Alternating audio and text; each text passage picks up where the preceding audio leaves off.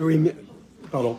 Merci, merci Monsieur le Président. Moi, j'avais tenté d'alerter en son temps le Conseil métropolitain, en vain d'ailleurs, malheureusement, sur les friches universitaires, afin que la puissance publique locale les préempte et agisse immédiatement. Elle valait à ce moment-là 2 millions d'euros, et je rappelle que nous avons préempté ici la Chambre de commerce pour 8 millions d'euros, alors qu'il y avait un projet privé de maisons de personnes âgées et de centres de santé.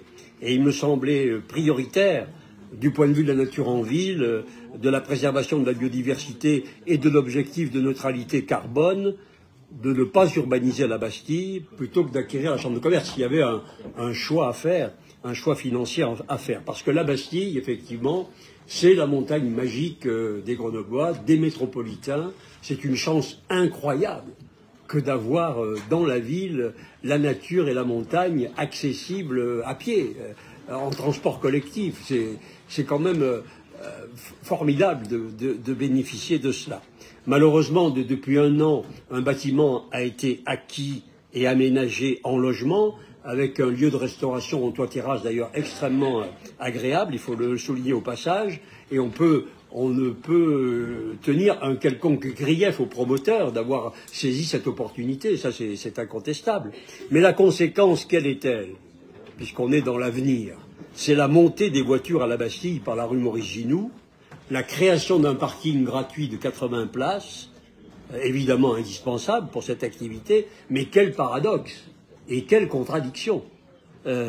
Alors que la chasse à la voiture et au stationnement sont ouvertes, en tout cas à Grenoble de façon systématique, voilà que les voitures, l'accès des voitures à la Bastille est facilité avec la création des parkings.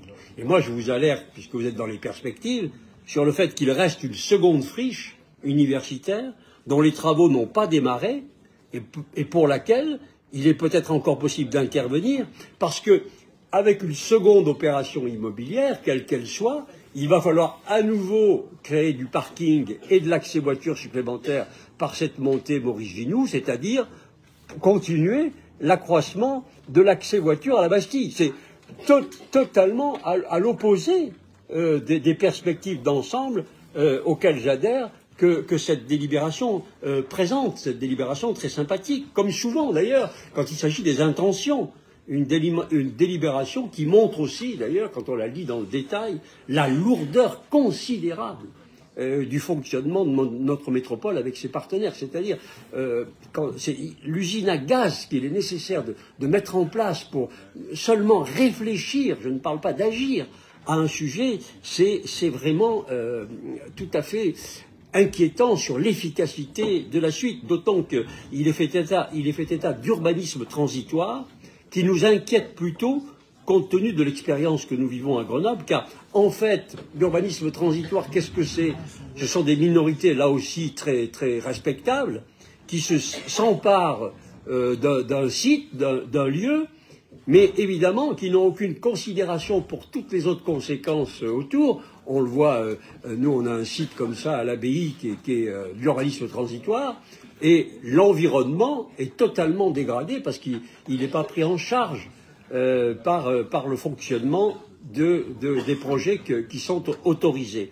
Et puis ce transitoire, il dure, compte tenu des retards dans tous les projets, et il entraîne une dégradation de l'espace public pendant des années et des années qui s'installent dans la durée. Donc, oui, bien entendu, nous partageons tous les objectifs qui sont définis, parce que de toute façon, il n'y en a aucun qui est oublié, donc il est très difficile de ne pas les partager, mais on est plutôt inquiet et sceptique sur cette démarche, sans douter, je le répète, de la bonne volonté de ces promoteurs. Elle a un côté usine à gaz qui ne présage rien de bon pour la Bastille, parce que il faudrait déjà avoir empêché ce qui s'est produit, empêcher maintenant ce qui peut encore se produire et qui sera contradictoire avec vos objectifs, parce que cet espace unique de nature en ville, il a besoin vraiment d'être protégé tout de suite, d'être valorisé.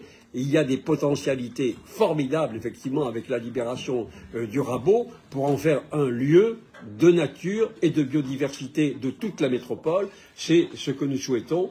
Mais compte tenu de ce qui est exprimé là, nous nous abstiendrons sur la délibération elle-même. Merci.